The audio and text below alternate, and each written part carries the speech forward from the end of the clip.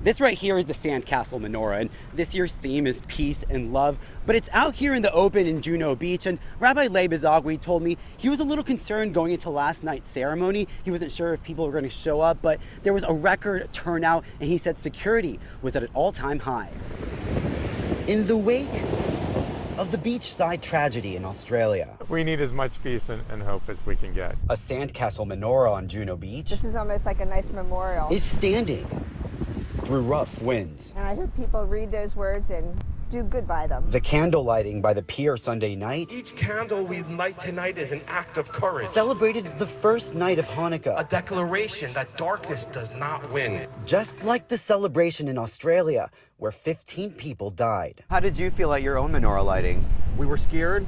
We weren't sure if people would show up.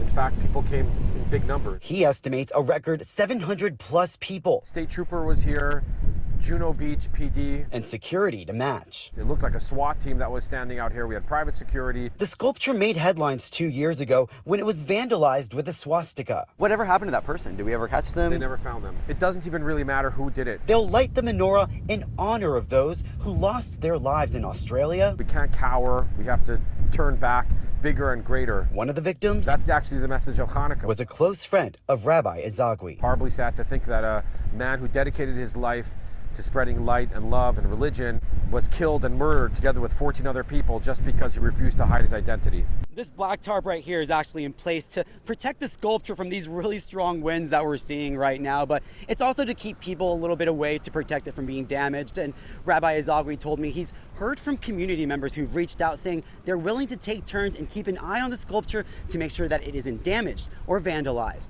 Reporting in Juno Beach, I'm Joel Lopez.